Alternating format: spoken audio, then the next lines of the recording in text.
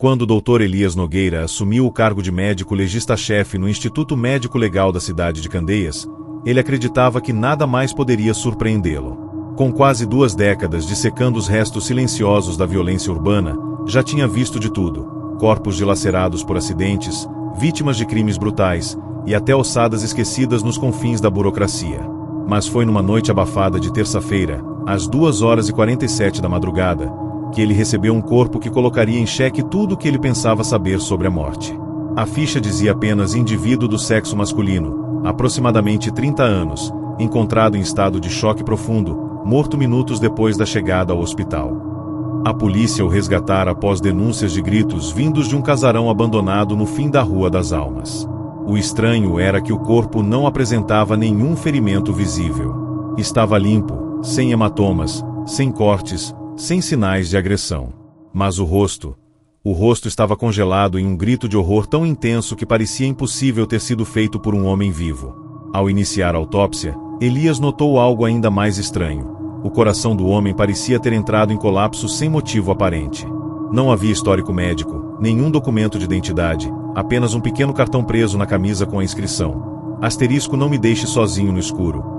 Asterisco. Elias arquivou a frase como algum delírio do sujeito antes de morrer, mas à medida que cortava os tecidos e abria a caixa torácica, sentia uma tensão incomum no ar. As luzes do necrotério piscaram por um segundo. Algo arranhou o teto. Provavelmente ratos, pensou. Mas a tensão aumentava. Ao cortar a traqueia, um jorro de ar escapou dos pulmões, como se o corpo tivesse acabado de expirar. Elias recuou instintivamente. Os olhos da vítima pareciam tê-lo seguido. Aquilo não era comum. O médico sabia identificar gases e reações post-mortem. Mas aquilo parecia um suspiro desesperado vindo de outro plano. Sem conseguir evitar, Elias olhou para a ficha do próximo corpo que seria examinado. Era uma mulher. Também sem ferimentos. Também com o cartão. A mesma frase. Elias mandou isolar os 2 corpos em uma câmara refrigerada separada. Não comentou com ninguém, nem com a técnica de necropsia que dividia os turnos com ele. Decidiu esperar até amanhã para investigar melhor o tal casarão onde os 2 foram encontrados. Deixou o IML com o sol ainda nascendo, mas a luz parecia não dissipar a escuridão que crescia dentro dele. No caminho até o casarão, encontrou a área já isolada com fitas da polícia. Invadiu o perímetro e adentrou a casa abandonada. O cheiro de mofo e podridão impregnava o ar. Nas paredes, marcas de mãos, como se alguém tivesse tentado escalar a superfície em desespero. No centro da sala principal, um círculo de velas apagadas e símbolos riscados com um tipo de substância negra que parecia tinta ou sangue seco. No chão, um velho gravador de fita cassete. Elias apertou o play. O chiado tomou conta do ambiente por alguns segundos, até que uma voz trêmula começou a falar: eles não morrem. Eles não morrem. Eles ficam esperando na carne. Ao voltar para o IML, encontrou a recepção vazia. Um silêncio absurdo dominava o prédio. Elias desceu até o necrotério. Ao abrir a câmara refrigerada, teve uma surpresa que gelou sua espinha. Os 2 corpos haviam mudado de posição. A mulher, que antes estava com os braços estendidos ao lado do corpo, agora os cruzava sobre o peito. O homem, que estava com os olhos fechados, agora os tinha abertos. Impossível, murmurou Elias. Verificou o sistema de câmeras. As gravações da noite inteira estavam corrompidas, mostrando apenas uma tela preta com estática. Pegou os 2 cartões que acompanhavam os cadáveres. Ambos estavam agora diferentes. Ao invés de "não me deixe sozinho no escuro", traziam outra mensagem: "você nos viu. Agora você também está preso." Elias tentou manter a razão. Começou a verificar todos os cadáveres que haviam chegado naquela semana. Para seu horror, encontrou mais 4 com o mesmo padrão, mortos por choque, sem ferimentos, e todos com cartões com mensagens criptografadas. Naquela noite, Elias decidiu dormir em seu consultório dentro do IML. Precisava entender o que estava acontecendo. Às 3h12 da manhã, acordou com o som de um armário batendo. Levantou-se devagar, pegou uma lanterna e seguiu em direção ao necrotério. As portas das câmaras estavam entreabertas. As luzes tremiam. E o mais perturbador, os corpos estavam agora todos sentados. 7 cadáveres, lado a lado, encarando-o. Nenhum som, nenhum movimento, mas Elias podia sentir seus olhares o perfurando. Os cartões agora estavam em suas mãos. Todos os 7. E todos diziam a mesma frase. Asterisco, estamos dentro de você agora. Asterisco, Elias desmaiou. Foi encontrado na manhã seguinte por uma faxineira, desacordado, com as unhas cobertas de sangue, como se tivesse tentado arrancar algo do próprio peito. O diretor do IML o afastou imediatamente, considerando o esgotamento extremo. Mas Elias sabia. Algo havia entrado com aqueles corpos. Algo que se alimentava da presença. Algo que não era da nossa realidade. Mesmo afastado, Elias não parou. Começou a investigar mortes similares em outros IMLS do estado. Descobriu 3 casos em cidades vizinhas. Todos com as mesmas características. Corpos sem ferimentos. Mortos por medo. Com cartões misteriosos. Um padrão. Um ritual. Os mortos não morriam por causas naturais. Eles eram canalizadores. Veículos de algo obscuro que precisava da carne para atravessar. Aqueles que realizavam os exames, como ele, tornavam-se receptores. Entravam em contato direto com os fragmentos do outro lado. Elias tentou alertar autoridades, enviar relatórios, escrever artigos anônimos. Ninguém o levou a sério. Hoje, vive isolado em uma casa nos arredores da cidade. Não entra em lugares escuros. Não olha cadáveres. E repete para si, todas as noites antes de dormir, a mesma frase que agora está escrita em sua porta, em letras vermelhas. Se você olhar fundo demais para a morte, ela olha de volta. E entra.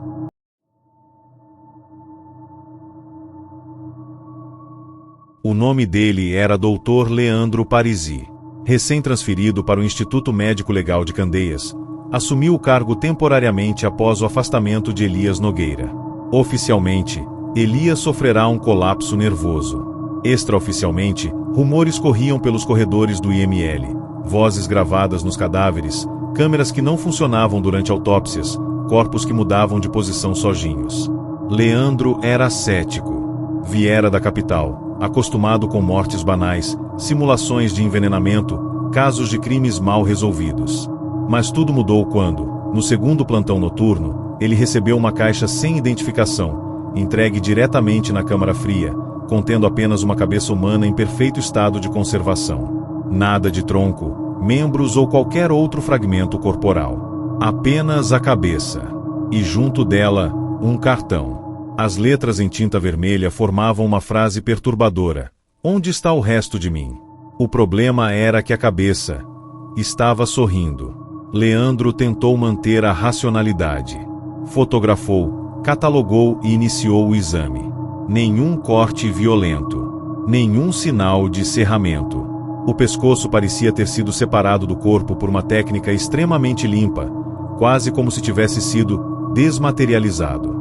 O mais estranho, no entanto, foi durante a análise da cavidade bucal. Ao forçar a mandíbula a abrir mais, Leandro encontrou uma pequena esfera presa entre os molares. Um tipo de cápsula metálica, como um microdispositivo cirúrgico. Ao retirá-lo com pinça, ele ouviu um estalo no teto. Ignorou. Abriu a cápsula com cuidado dentro, um bilhete dobrado com letra trêmula. Quem mexe na minha boca, ouve o que não deve.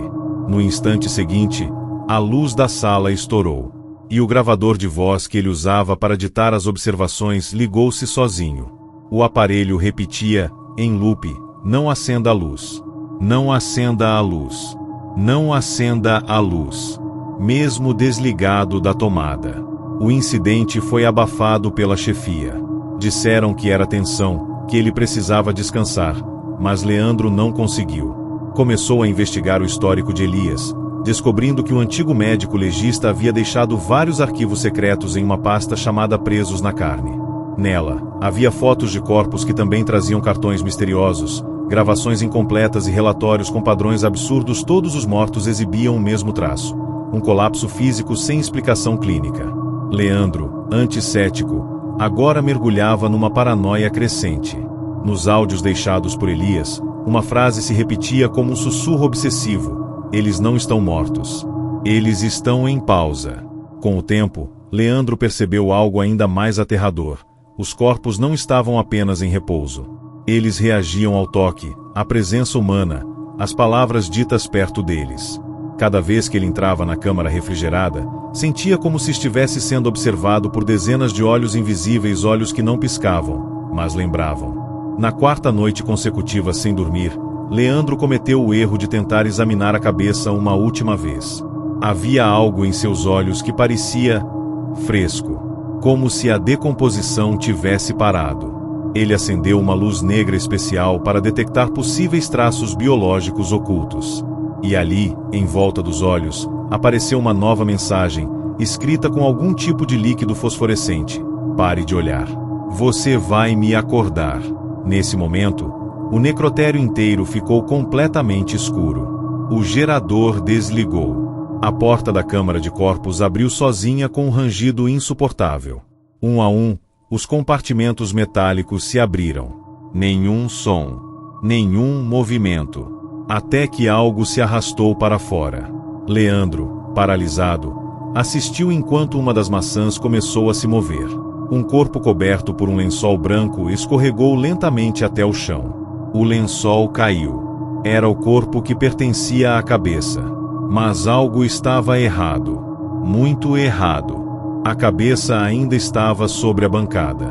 O corpo não tinha nada no pescoço. Mesmo assim, andava. A partir dessa noite, Leandro nunca mais foi o mesmo. Paranoico, evitava fazer necropsia sozinho. Instalou luzes extras em seu consultório. Passou a dormir com as câmeras ligadas e trancava todos os armários do IML. Mas não adiantava. Os corpos continuavam aparecendo com bilhetes, mesmo que ele não os tocasse. Um dia, um corpo de criança chegou com os olhos costurados e um bilhete colado na testa: se você abrir meus olhos, verá sua própria morte. Em outro, o tórax de um homem estava costurado com arame. Dentro do peito, não havia coração, apenas um espelho quebrado e um bilhete: é aqui que você se esconde. A realidade estava se distorcendo. Os mortos pareciam guardar segredos sobre os vivos. Não mais autópsias, aquilo era um ritual. Cada corte revelava algo que não deveria ser visto. Cada órgão exposto parecia pulsar com raiva. Leandro começou a duvidar de tudo. Estava vivo ou já era apenas um receptor das vozes do outro lado? Na noite final, ele recebeu um envelope. Sem remetente. Dentro, apenas uma foto. Era ele mesmo, dormindo em sua sala. E atrás da poltrona, 7 corpos, de pé, em silêncio. Leandro não teve tempo de reagir. A porta do necrotério se fechou com um estrondo. O gerador caiu. Tudo escureceu. No fundo da sala, um corpo começou a cantarolar. Uma melodia infantil, suave, mas acompanhada por passos molhados no chão. Os cadáveres se levantaram, um a um, formando um círculo ao redor dele. Em suas bocas, cartões. E todos diziam a mesma coisa: você agora é parte da mesa de autópsia. Quando encontraram Leandro na manhã seguinte, ele estava deitado sobre uma das maçãs, com o peito aberto, costurado novamente, como se tivesse sido examinado por outra entidade. Um espelho dentro de si, onde se refletia não o seu rosto, mas o de Elias, o legista anterior. E junto ao corpo, um último cartão: o ciclo não termina. Ele recomeça toda vez que alguém decide cortar onde não deveria.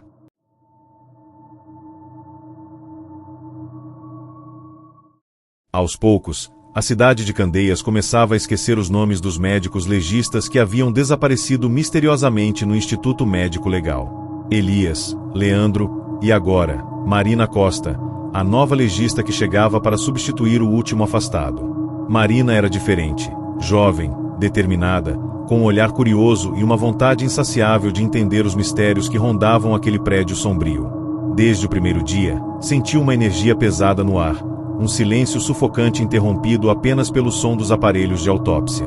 No entanto, Marina decidiu encarar a realidade de frente.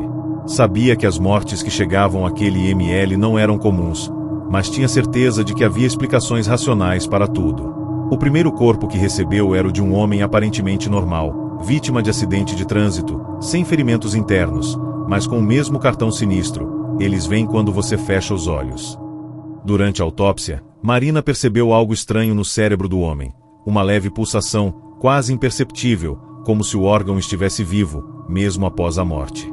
Ao investigar melhor, descobriu um pequeno dispositivo metálico, semelhante a um chip, implantado na região temporal. Tentou removê-lo, mas o chip parecia fundido à matéria cerebral, como se tivesse crescido junto com o tecido. Em pânico, ela ouviu um sussurro vindo da sala ao lado. Sem hesitar, foi conferir, mas não encontrou ninguém. Voltando para o corpo, encontrou a ficha médica repleta de anotações que não reconhecia, escritas em tinta vermelha e borradas. Não olhe para trás, eles estão perto. Marina sentiu o ar gelar. Naquele momento, a porta do necrotério se fechou com força. Trancada. Ela estava sozinha. Ou quase isso. Ao ligar o sistema de segurança para pedir ajuda, percebeu que as câmeras mostravam imagens perturbadoras. Sombras humanas movendo-se lentamente entre as maçãs, embora os corredores estivessem vazios. O áudio captava sussurros incompreensíveis, frases desconexas e um choro abafado que parecia vir de todos os cantos. Marina, com o coração acelerado, tentou desligar o sistema, mas a tela congelou mostrando uma imagem fixa, uma mão pálida e deformada, estendida em direção a ela. Um calafrio percorreu sua espinha quando a mão da imagem começou a se mover, como se quisesse atravessar o monitor. Desesperada, Marina correu para a porta, mas estava trancada por dentro. No reflexo do vidro, viu seu próprio rosto se transformar lentamente, adquirindo traços cadavéricos, com olhos fundos e sorriso macabro. Marina gritou por ajuda, mas ninguém respondeu. A única luz vinha das velas que pareciam acender sozinhas, formando círculos no chão. Entre as chamas, figuras espectrais começaram a surgir, como projeções de antigos cadáveres que haviam passado pelo IML. Eles cercaram Marina, mas não a atacaram. Em vez disso, começaram a sussurrar histórias, segredos ocultos por trás das mortes que ela investigava. Revelaram que o Instituto era um portal entre os vivos e os mortos, uma passagem para entidades que se alimentavam da dor e do medo dos legistas. Cada autópsia era um ritual, cada corte uma invocação. E Marina, agora, era parte desse ciclo. Se recusasse, seria consumida para sempre. Se aceitasse, poderia sobreviver, mas jamais seria a mesma. Com o terror dominando seu corpo, Marina tentou fugir, mas os corredores do IML se transformavam, alongavam e se fechavam, como se a construção fosse viva. A cada passo, os murmúrios aumentavam, chamando-a para dentro da escuridão. Ela sentiu as mãos invisíveis tentando puxá-la para o chão frio. Em sua mente, flashes das histórias de Elias e Leandro surgiam como advertências. Ninguém escapava do Instituto. A única saída era enfrentar o que estava preso nas sombras, encarar o horror e aceitar a maldição que vinha com conhecimento da verdade. Marina, então, fechou os olhos, respirou fundo e, com a voz trêmula, sussurrou: "Eu aceito." Quando abriu os olhos, estava novamente no necrotério, com a porta aberta e o silêncio absoluto ao redor. No chão, um cartão recém-caído, com uma frase escrita à mão: "Bem-vinda à eternidade." Marina sentiu um peso no peito, como se carregasse todos os segredos e dores dos corpos que passou a examinar. Sabia que nunca mais seria a mesma. O Instituto Médico Legal não era apenas um lugar de ciência, mas um campo de batalha entre a vida e a morte, onde os médicos legistas eram os guardiões de um limiar invisível. E agora, Marina era a nova sentinela. O ciclo continuava. O terror continuava. E na penumbra do necrotério, uma voz ecoava, convocando as próximas vítimas que ousariam cruzar aquela linha tênue entre os vivos e os mortos.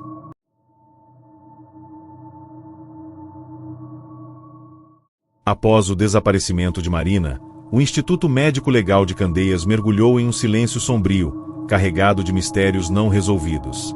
Pouco tempo depois, uma nova médica legista foi designada para o cargo, Dr. Rafael Moreira, um profissional com vasta experiência, conhecido pela frieza e método científico rigoroso. Ao assumir o lugar, Rafael recebeu uma caixa lacrada contendo documentos antigos e pertences deixados pelos seus antecessores. Entre papéis amarelados, encontrou um diário surrado com a letra trêmula de Elias Nogueira. Nas primeiras páginas, relatos sobre casos inexplicáveis, mortes sem causa aparente e, o mais perturbador, descrições de encontros sobrenaturais no necrotério. Rafael leu tudo com ceticismo, mas a sensação de que algo estava errado crescia a cada palavra. Em sua primeira semana, Rafael foi chamado para autopsiar um corpo que chegará sem identificação. O cadáver apresentava sinais de congelamento extremo, como se tivesse sido mantido em temperatura abaixo do zero por dias, mas ainda estava macio e maleável ao toque, algo impossível segundo a ciência. Preso no bolso da calça, um cartão com a mensagem: "A morte não é o fim, é o começo da vigília." Enquanto realizava a autópsia, Rafael sentiu um arrepio constante, como se estivesse sendo observado. O ambiente parecia se fechar ao seu redor. De repente, as luzes oscilaram e uma sombra longa e distorcida se projetou na parede. Rafael virou-se, mas não havia ninguém. O frio aumentava, e o som de passos ecoava, embora o corredor estivesse vazio. Ele tentou se concentrar, mas seu corpo tremia incontrolavelmente. Durante as noites seguintes, Rafael começou a ter pesadelos vívidos. Ele via os corpos do necrotério ganhando vida, caminhando pelos corredores do IML em uma marcha silenciosa. No sonho, um deles sussurrava seu nome, pedindo ajuda, enquanto o outro apenas observava com olhos vazios. Acordava suando frio, sentindo que não estava sozinho no quarto. Na realidade, mensagens começaram a aparecer em seu armário, escritas com um pó negro: "Você não pode fugir do que já foi marcado." Mesmo fechando e trancando tudo, sentia uma presença constante. Num desses momentos, ouviu um sussurro muito perto do ouvido: "Estamos dentro de você." Rafael sabia que estava sendo caçado por algo invisível, mas não conseguia explicar o que. Decidido a entender a origem daquele mal, Rafael começou a investigar os arquivos históricos do IML. Descobriu que a construção fora erguida sobre um antigo cemitério indígena, onde rituais de passagem entre o mundo dos vivos e dos mortos eram realizados. Compreendeu que a função do médico legista não era apenas examinar corpos, mas garantir que essas almas não retornassem para assombrar os vivos. No entanto, algo havia quebrado esse equilíbrio.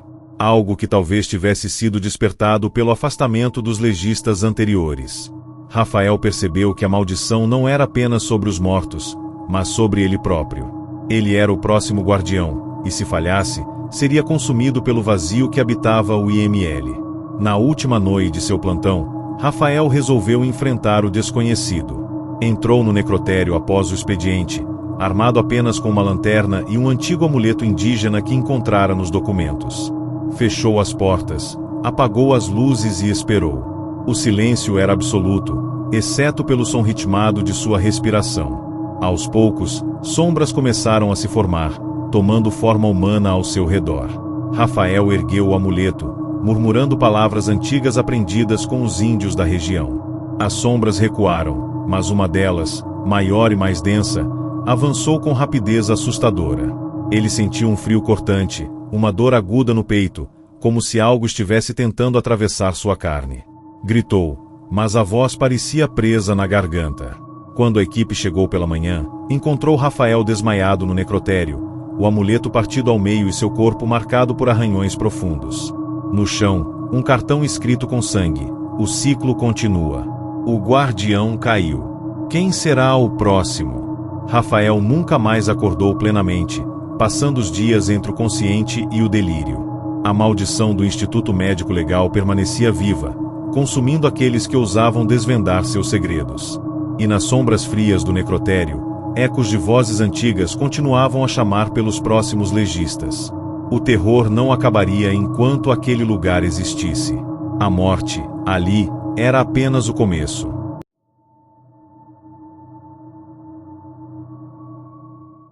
A rotina do Instituto Médico Legal de Candeias parecia ter voltado à normalidade. O silêncio das madrugadas retornou, os corredores voltaram a ecoar apenas os sons metálicos dos instrumentos cirúrgicos, e os novos funcionários evitavam comentar os acontecimentos anteriores.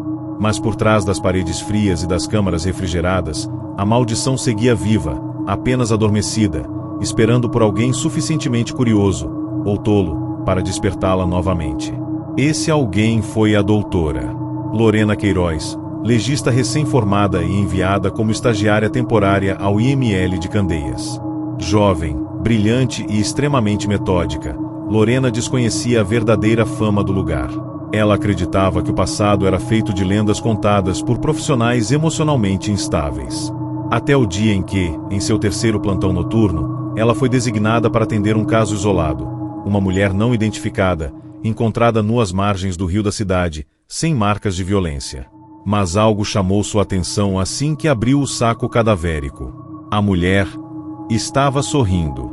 O sorriso era largo, tenso, como se estivesse congelado no auge de um pavor extremo. Os olhos, vítreos, pareciam mirar diretamente os de Lorena. Ao lado do corpo, dentro do saco, havia uma fita cassete com a inscrição: ouvindo, você desperta. Não ouvindo, você pertence. Lorena não deu importância de imediato. Achou que fosse uma brincadeira mórbida.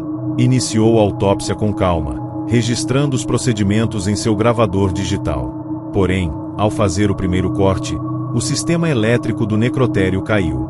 Tudo ficou escuro. Silêncio absoluto.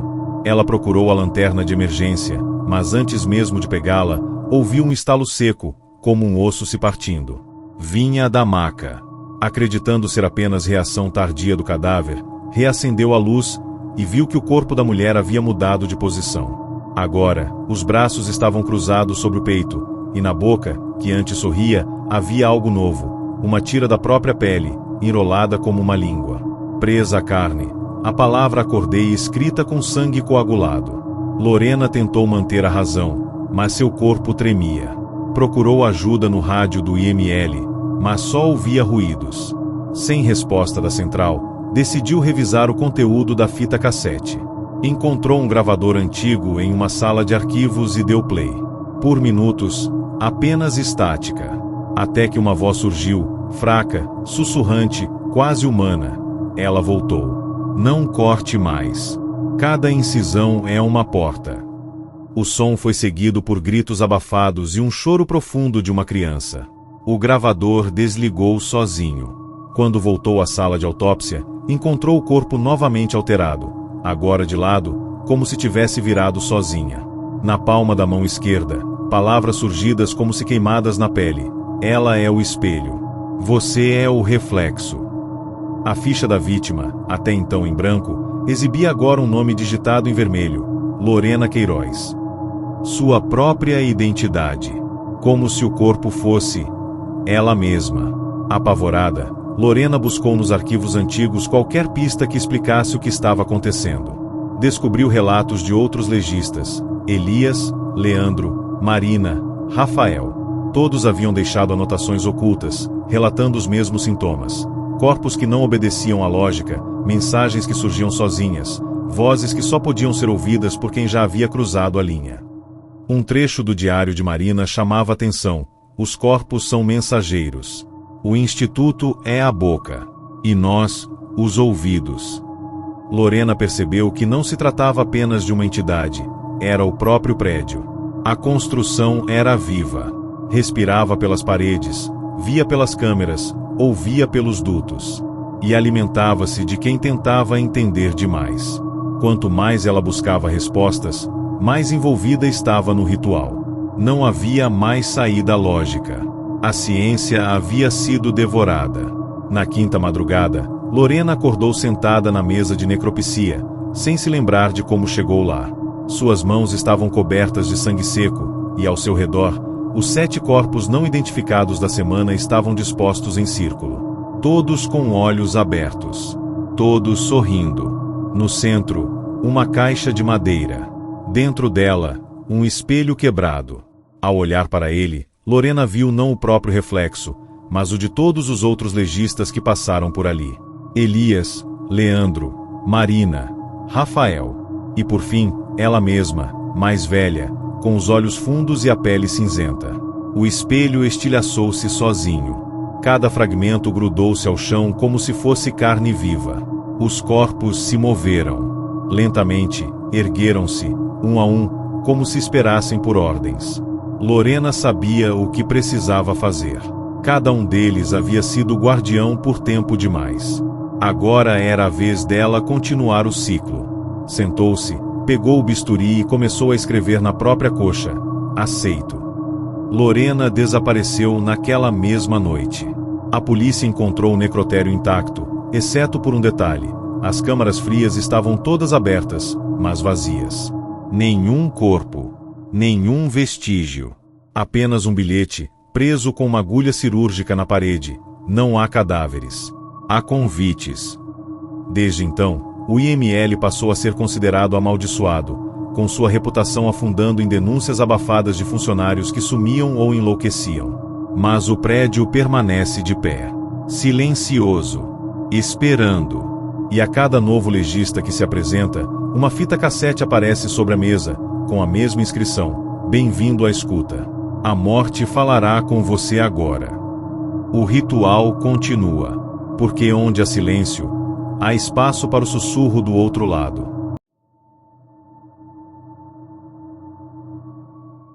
Nenhum médico mais queria trabalhar no Instituto Médico Legal de Candeias. A fama do lugar era agora um segredo mal guardado. Os próprios funcionários administrativos começaram a pedir transferência.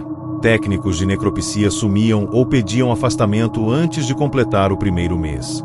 Até que a diretoria regional, pressionada a manter o local funcionando, tomou uma decisão radical: contratar um legista estrangeiro, alguém de fora, sem ligações com os acontecimentos passados. Foi assim que chegou o Dr. Charles Horta, brasileiro naturalizado britânico, com especialização em necropsias forenses na Escócia e uma fama de resolver os casos mais complexos da Europa. Charles era frio, direto e não acreditava em mitos locais. Desprezava o medo supersticioso. O que não se explica, se investiga, dizia.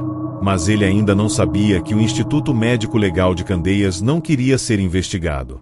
Ele ainda não sabia que o IML também o havia escolhido.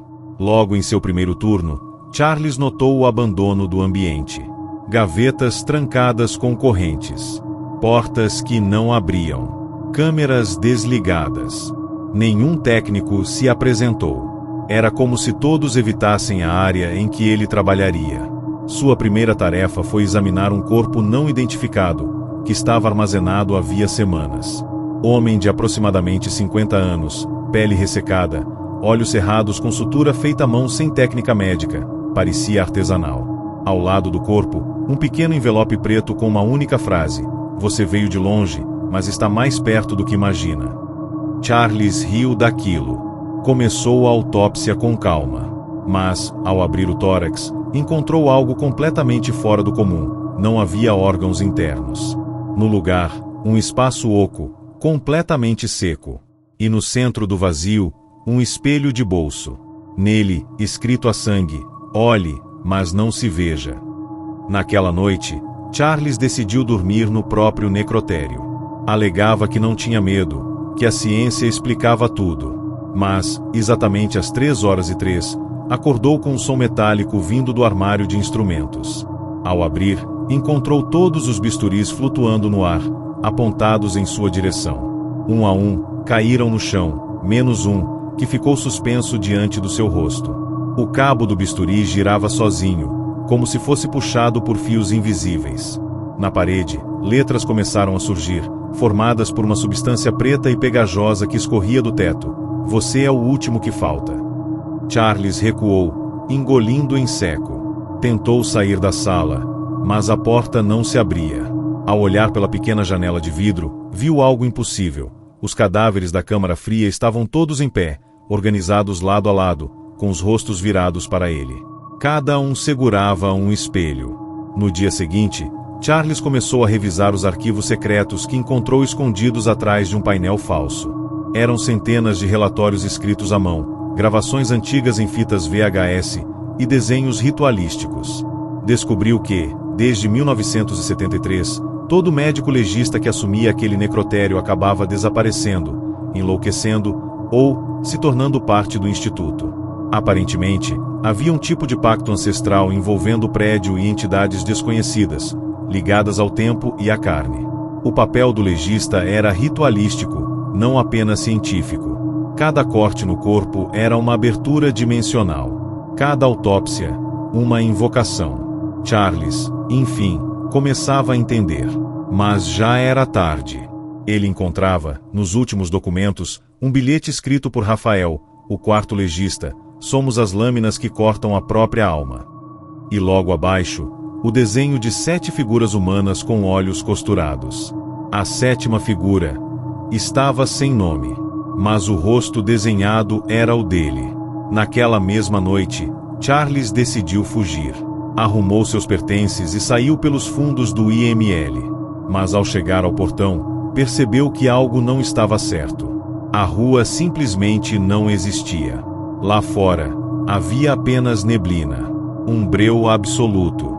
Nenhum som, nenhuma casa, nenhum carro. O mundo ao redor havia sido apagado. Como se o instituto o tivesse isolado de tudo.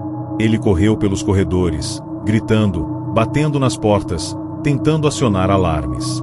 Nada funcionava. Voltou ao necrotério, e então viu 7 maçãs organizadas, cada uma com um cartão preto. Em cada cartão, um nome: Elias, Leandro, Marina, Rafael, Lorena, Charles. E o último, em branco. Charles se aproximou. Pegou uma caneta. Escreveu, trêmulo: quem for o próximo, que queime tudo. Mas antes que pudesse deixar a sala, ouviu um último som. A câmera da sala de segurança ativou sozinha. E transmitia, em tempo real, uma imagem que não poderia existir. Ele mesmo, deitado em uma das maçãs, olhos abertos, sorrindo. Dizem que o Instituto Médico Legal de Candeias foi fechado pouco tempo depois. Oficialmente, devido à falta de verba. Mas os boatos que correm entre policiais e paramédicos são outros. Alguns afirmam que ouviram gritos vindo de dentro do prédio, mesmo meses após o encerramento das atividades. Outros juram que viram as luzes se acenderem sozinhas durante a madrugada. E há quem diga que, de tempos em tempos, um envelope preto é entregue anonimamente à Central de Medicina Legal com o nome de um novo legista escrito à mão. O último envelope, entregue na noite anterior ao fechamento definitivo, dizia apenas: próxima temporada. Novo ciclo. Novo corpo. E dentro do envelope, um espelho quebrado, com reflexos que não pertencem a este mundo. A maldição não termina. Ela apenas aguarda. Silenciosa. Paciente. Dentro da carne, dentro do corte, e agora, talvez, dentro de você.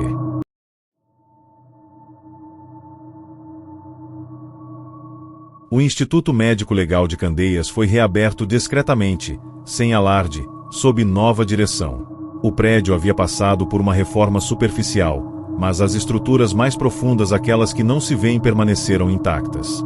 O governo estadual alegava a necessidade urgente de normalizar os atendimentos na região. Para acomodar essa nova fase, foi convocado um nome respeitado, mas sem conexão com os acontecimentos passados: Dr. Ícaro Montenegro, especialista em tanatopraxia forense e docente universitário. Ícaro era reconhecido por sua obsessão por precisão, mas também por sua frieza quase clínica diante da morte. Assim que assumiu o cargo, recebeu uma única recomendação não oficial, entregue por um funcionário anônimo da administração anterior: não escute. Não responda. E nunca, jamais, feche os olhos dentro do necrotério. Ícaro riu. Achava que era só folclore de província. E talvez, naquele instante, a entidade que habita o instituto tenha sorrido também. Na primeira semana, Ícaro sentiu um desconforto crescente com a estrutura interna do prédio. Por mais que a reforma tivesse trocado luzes, pintura e mobiliário, ainda havia um cheiro impregnado nas paredes, uma mistura de formol, mofo e algo que ele não conseguia nomear. O primeiro corpo da nova gestão chegou sem ficha, sem histórico, sem registro de entrada. Um homem pálido, com expressão tranquila, mas com uma peculiaridade: o peito estava costurado com linhas douradas. E costurado do lado de fora, como se alguém quisesse manter algo preso lá dentro. Ícaro iniciou o processo de abertura. Ao cortar o primeiro fio dourado, o bisturi escapou de sua mão e caiu no chão como se repelido. Do corte, não saiu sangue, saiu uma névoa fria e densa, que se espalhou pela sala. E junto com ela, um sussurro, baixo, arranhado, que dizia: você abriu o que devia permanecer fechado. Perturbado, mas tentando manter o controle, Ícaro interrompeu o procedimento e examinou os arquivos do sistema digital. O corpo, até então inexistente no sistema, agora constava como entrada confirmada há exatos 7 anos. Data que coincidia com o desaparecimento de Leandro, um dos antigos legistas. Mais estranho ainda, o rosto da ficha anexada ao cadáver era o seu. Exatamente igual. Mesma idade, mesmo corte de cabelo, mesmas cicatrizes. Ícaro, agora dividido entre a lógica e o desespero, tentou reiniciar os sistemas. As luzes falharam. A sala de segurança entrou em loop. Câmeras mostravam imagens da sala de necropsia, vazia. Mas ele estava lá dentro, sentado, respirando. E a cada segundo de gravação, um reflexo se aproximava por trás. Algo que não emitia sombra, mas deixava marcas no chão. Marcas de pés descalços, molhados, como se tivesse saído de dentro de um tanque de gelo. Nas noites seguintes, Ícaro ouviu batidas vindas do armário de conservação. Sempre às 2h44. Sempre 3 batidas seguidas. Nunca 4. Como se aquilo esperasse resposta. Ele tentou ignorar, mas a batida se repetia, até mesmo fora do expediente. Ao abrir o armário, nunca havia nada, apenas um cheiro mais intenso de carne adormecida. Um dia, cansado, Ícaro respondeu às batidas com 3 toques na porta de metal. No mesmo instante, todas as luzes do necrotério se apagaram. No escuro, ouviu passos correndo. Não 1, não 2, vários. E então, uma voz clara, feminina, murmurou atrás dele: você nos escutou. Ao acender novamente as luzes, todas as câmaras estavam abertas. E cada uma continha um espelho quebrado. E cada espelho refletia algo diferente. Nenhum mostrava Ícaro. Todos mostravam ele morto, mas em posições diferentes. Como se cada reflexo fosse uma versão de sua própria autópsia. Várias mortes. Vários fins. Nenhuma saída. A partir dessa noite, Ícaro passou a escrever um diário secreto. Sabia que algo no prédio estava tentando moldá-lo. Repetir o ciclo. Refazer os rituais. Os corpos que chegavam não obedeciam mais às leis naturais da morte. Um cadáver chegou rindo, mesmo sem pulmões. Outro tinha o coração batendo sem estar ligado a nenhum sistema. Uma criança foi entregue com os olhos abertos, e quando Ícaro tentou fechá-los, ela piscou. Ele testou tudo, bloqueou câmeras, fechou os registros, cruzou dados antigos. E em todos, a mesma constante. A cada 7 anos, o prédio se reorganizava. Escolhia um novo guardião. E os anteriores viravam parte da estrutura. Não morriam. Eram absorvidos. Os nomes desapareciam dos registros, mas não das paredes. E agora, os sussurros haviam se transformado em vozes completas. Elas chamavam Ícaro pelo nome. Elas o conheciam. Na madrugada do 7º dia, Ícaro decidiu fugir. Mas o instituto já estava fechado. Não com cadeados, mas com tempo. A porta de saída levava de volta ao necrotério. A escada descia em espiral infinita. Os elevadores apenas retornavam ao subsolo. Preso, cercado por reflexos de si mesmo, Ícaro percebeu o fim. Não havia salvação. Apenas substituição. Sentou-se em frente ao corpo com os fios dourados, agora totalmente abertos, e viu o impossível. O cadáver respirava. Lentamente, o homem abriu os olhos. Era ele mesmo, mas mais velho. E disse: você era eu. Agora sou você. O ciclo precisa de continuidade. Com mãos trêmulas, Ícaro pegou o bisturi e escreveu no próprio braço: eu aceito.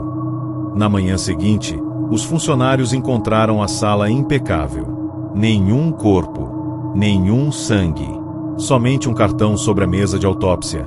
Médico substituído com sucesso. A carne continua falando.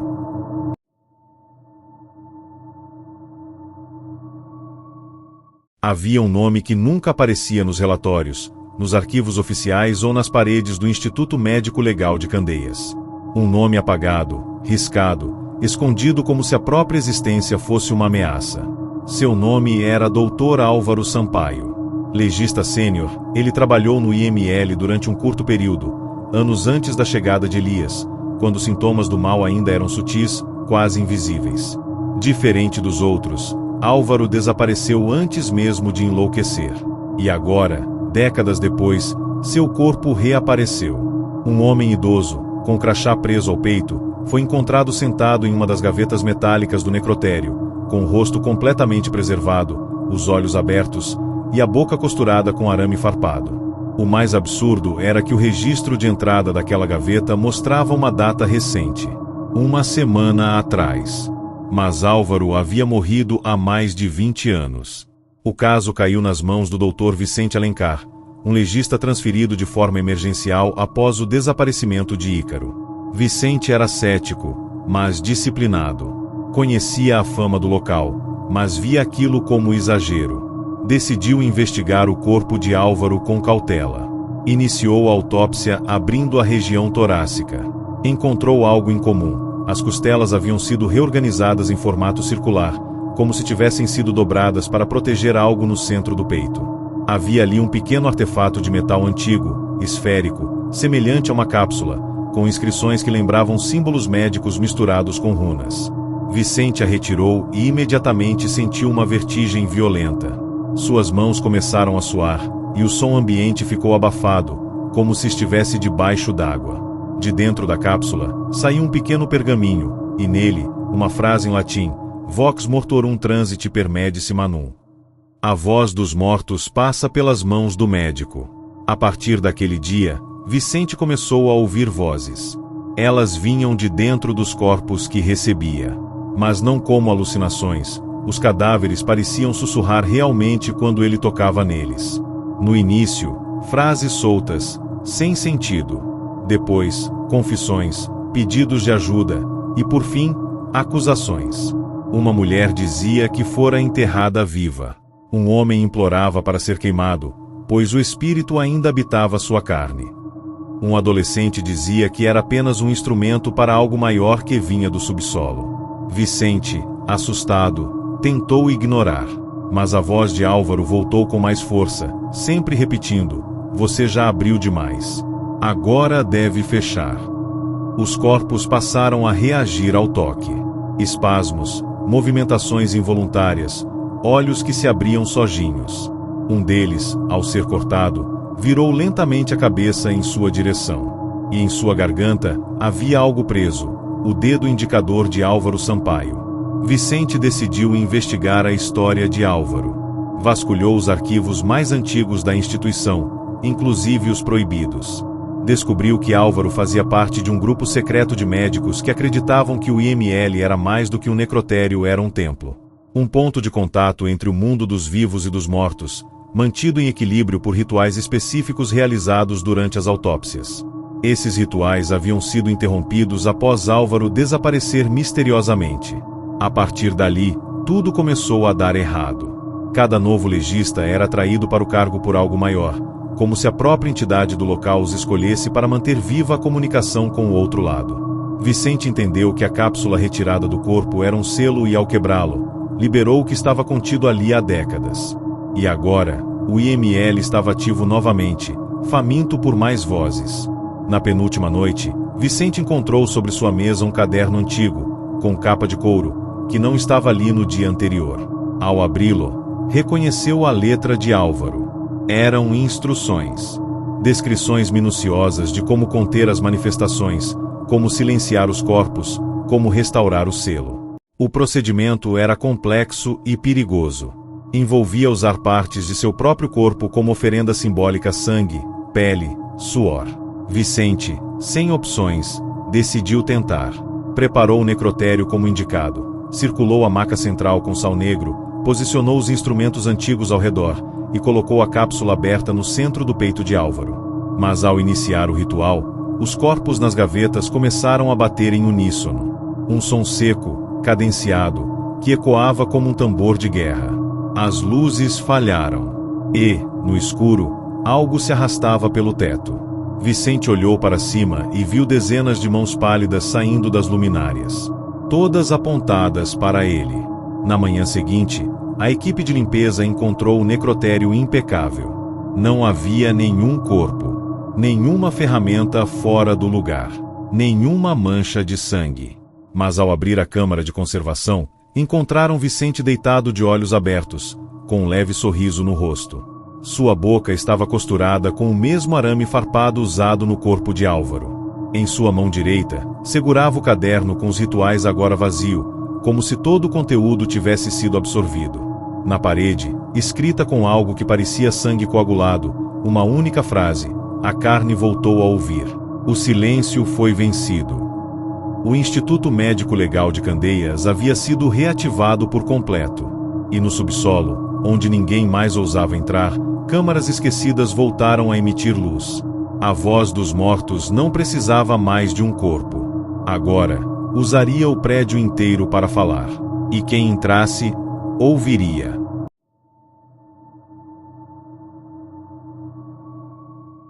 Após o caso de Vicente Alencar, o prédio do Instituto Médico Legal de Candeias foi lacrado pela Justiça. A fachada foi coberta por tapumes, os arquivos digitalizados e armazenados sob custódia judicial e os equipamentos recolhidos. Mas algo escapou. Algo que não estava preso aos objetos ou aos corpos, mas sim ao espaço entre as paredes, aos ecos que resistem ao tempo. A maldição do IML não morava nos cadáveres. Ela vivia no próprio vazio entre os suspiros da cidade.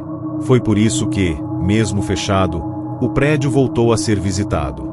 Não por médicos, nem por policiais, mas por curiosos, conspiradores, ocultistas e adolescentes em busca de vídeos para redes sociais. Um deles foi Tiago Menezes, estudante de medicina forense e youtuber de conteúdo dark. Tiago queria provar que o terror do IML era só marketing viral. Armado com uma lanterna, uma câmera infravermelha e um microfone lapela, entrou no prédio à meia-noite de uma sexta-feira. E nunca mais saiu. Pelo menos, não inteiro. O vídeo encontrado em seu cartão de memória, parcialmente corrompido, revelava o início da exploração. Tiago caminha pelos corredores cobertos de poeira, narrando com tom irônico e zombeteiro. Aqui estamos, no famoso IML do terror, onde médicos enlouqueceram e corpos sussurram segredos. Será que vou ouvir algo hoje? Tomara que sim, pelo engajamento. Mas à medida que avança, a luz da lanterna começa a falhar. O corredor parece se alongar, como se o tempo estivesse sendo esticado. Tiago tenta brincar. Epa, acho que passei por esse armário já. Mas o armário aparece 3, 4, 5 vezes. Idêntico. Mesmo cabo quebrado. Mesmo arranhão em formato de espiral. Ele para. O clima muda. A ironia some. Ok, isso não é montagem. Quando decide voltar, percebe que a porta pela qual entrou não está mais ali. E é nesse ponto que os áudios do vídeo começam a registrar sussurros impossíveis, camadas sobre camadas de vozes repetindo: você entrou com vida. Vai sair pela memória. Os últimos minutos do vídeo mostram Tiago entrando na antiga sala de necropsia. A mesa central está limpa, como se tivesse sido usada recentemente.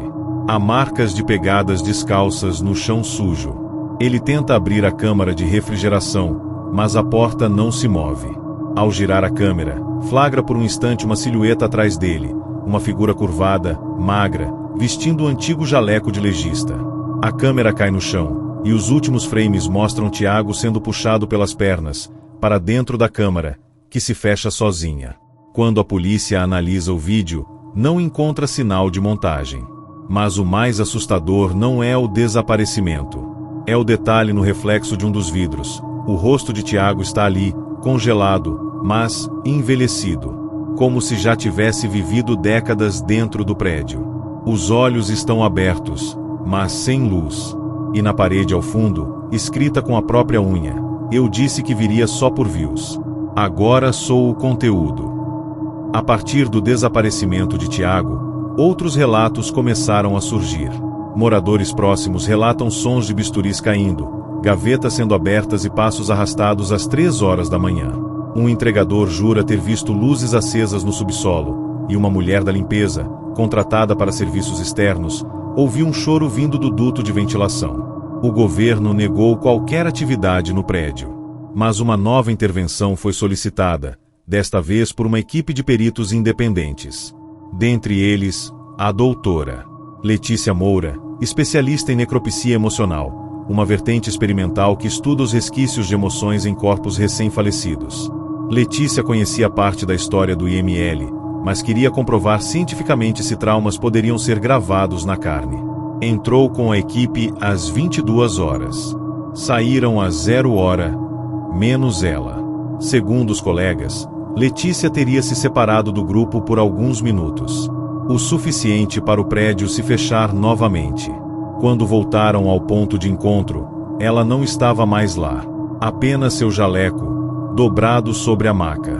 E embaixo dele, o bisturi de Vicente. 3 dias depois, os sensores da sala de servidores da universidade onde Letícia trabalhava começaram a receber uploads automáticos. Eram gravações, em áudio, feitas por ela, de dentro do prédio. A primeira começa com sua respiração ofegante. Depois, ela diz, a carne lembra. Cada corte é como rasgar um véu. A dor fica aqui, presa. Em outro trecho, ela chora e sussurra, eu os ouvi. Todos, um por um. Cada um com sua história. Nenhum deles morreu direito. A voz dela começa a mudar, engrossar. A partir do terceiro arquivo, já não parece mais humana. E no último, há apenas silêncio, por exatamente 13 minutos. Ao final, um ruído seco e uma frase em latim, corpus est porta. Aperta este. O corpo é a porta. E ela está aberta.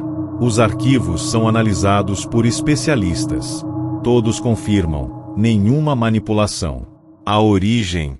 O servidor da universidade nunca esteve conectado à internet naquele período. O prédio segue lacrado. Mas agora, cercado por grades metálicas, detectores de movimento e patrulhas noturnas. Ainda assim, as lendas urbanas ganham força. Há quem diga que, se você ficar em frente ao IML e sussurrar o próprio nome 3 vezes à meia-noite, verá alguém com seu rosto te observando pela janela do necrotério.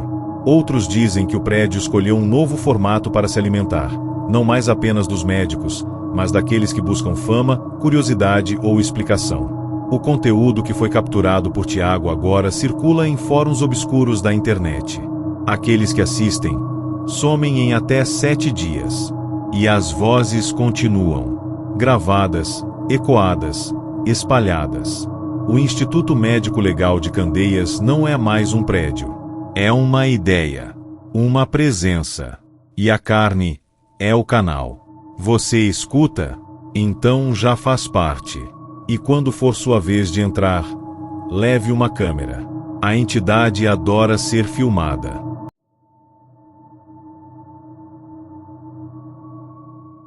A cidade de Candeias silenciou. Após o sumiço de Tiago e da doutora Letícia, o Instituto Médico Legal foi oficialmente condenado pela promotoria, instável, insalubre, juridicamente contaminado. A estrutura seria demolida no mês seguinte, encerrando décadas de relatos, desaparecimentos e eventos sem explicação. O que ninguém sabia é que o prédio sabia e esperava. E no coração do subsolo, sob as camadas de concreto e ossos esquecidos, uma última entidade despertava. Uma que jamais havia se manifestado por completo. Até agora. O governo contratou a equipe da engenheira Luciana Freitas para elaborar o plano de demolição. Especializada em implosões estruturais, Luciana era metódica, cética e conhecida por lidar com prédios tomados por tragédias. Ao entrar pela primeira vez no IML, sentiu um frio incomum e a nítida sensação de estar sendo observada. Mas não havia ninguém. Apenas o eco do próprio passado. E nas paredes, uma rachadura em espiral, como uma cicatriz querendo se abrir. Durante o mapeamento do subsolo, Luciana e sua equipe descobriram algo que não constava em nenhuma planta oficial: uma escada de concreto que levava um nível abaixo do necrotério, totalmente oculto. Lá embaixo, encontraram um salão circular, com 7 maçãs enferrujadas, dispostas em formato ritualístico. No centro da sala, uma enorme laje de pedra, com marcas de bisturi e símbolos gravados em latim. A equipe começou a registrar tudo, mas as câmeras falharam. Todos os equipamentos digitais desligaram. No escuro, Luciana sentiu uma presença. Não uma figura, mas um pensamento invasivo, como se outra consciência habitasse o mesmo corpo. Vozes surgiram. Primeiramente abafadas, depois distintas, com frases claras: a demolição não apaga. A carne memoriza. Luciana tentou ignorar, mas algo já havia sido ativado. Ela voltaria para casa naquela noite, levando o IML com ela, na própria pele. Nos dias seguintes, Luciana começou a ter lapsos de memória. Esquecia trechos do que havia feito durante o dia. Seus colegas relatavam que ela passava horas olhando fixamente para os mapas estruturais, desenhando símbolos que não constavam nos projetos. Ela não lembrava. Uma câmera interna da empresa captou algo ainda mais alarmante. Luciana, sozinha na sala de projetos, cortava a palma da própria mão com uma régua metálica e, com sangue, desenhava espirais sobre o papel. Quando questionada, não sabia do que se tratava. Dormia mal. Sonhava com corpos abertos, cadáveres se movendo sob lençóis cirúrgicos e vozes que chamavam por ela com o título de nova médica. Em um dos pesadelos, via a própria filha deitada sobre a mesa do IML, sendo costurada por mãos invisíveis. Acordava gritando, e ao olhar no espelho, via o reflexo de outra mulher, uma que sorria com o bisturi na mão. A equipe, preocupada com sua saúde mental, sugeriu que Luciana se afastasse do projeto. Ela recusou. Alegava que, se havia algo errado, era seu dever terminar aquilo. Disse que não queria que o prédio fosse simplesmente soterrado, mas selado, isolado, transformado num buraco sem história. Na noite anterior à demolição, voltou ao local sozinha, alegando que precisava ajustar os detonadores finais. Levava consigo uma mochila, um gravador de voz e um envelope lacrado com instruções póstumas, caso algo acontecesse. Às 23h47, o áudio captado por seu gravador foi transmitido ao vivo para a central. A gravação começa com silêncio. Depois, passos. E então, Luciana diz: "Eu estou vendo. Todos estão aqui. Elias, Marina, Vicente, até o menino do vídeo. Eles me esperavam. E agora sei, o prédio não é amaldiçoado. Ele é vivo." O som que vem em seguida é impossível de descrever. Algo entre um grito e uma prece, como se o concreto estivesse chorando. Às 0h, os sensores do prédio detectam a ativação dos explosivos. Mas, de forma inexplicável, as detonações não ocorrem. Nenhuma carga foi acionada. Todas estavam intactas, mas cobertas por um tipo de gosma orgânica, como se o próprio prédio tivesse absorvido os fios.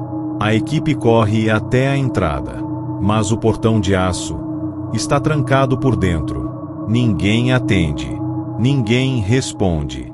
Quando finalmente conseguem arrombar a entrada, o que encontram é um cenário impossível. O necrotério está limpo, iluminado, e todos os legistas desaparecidos estão ali, sentados, em silêncio, olhando para a maca central. Sobre ela, Luciana, deitada, olhos abertos, um bisturi em sua mão direita. Na esquerda, o mesmo símbolo em espiral marcado a sangue. E no teto, gravado com bisturi, uma única frase: ela ouviu. Ela entendeu. Ela selou. Mas o que foi selado ainda respirava, porque a carne, agora, estava viva demais para apodrecer. Luciana desapareceu do mapa. Sua filha foi enviada para viver com parentes em outra cidade. A demolição do IML foi cancelada por motivos técnicos. O prédio, até hoje, permanece vazio, ou quase. Algumas noites, é possível ouvir os sensores de presença sendo ativados. Outras, a câmera externa grava vultos que se movem pelas janelas. Mas o mais assustador é o que aconteceu semanas depois. Em 7 cidades diferentes, em estados distintos, foram encontradas estruturas subterrâneas idênticas à do IML de Candeias. Todas com 7 maçãs. Todas com marcas de bisturi. Todas com uma laje de pedra no centro. As autoridades não souberam explicar. Mas uma carta anônima foi enviada à imprensa com apenas 2 palavras: expansão iniciada. O instituto não era apenas um local. Era um organismo. Uma mente. Um ritual que crescia, se multiplicava. E agora, qualquer necrotério do país poderia ser um novo ponto de entrada. A carne encontrou novas vozes.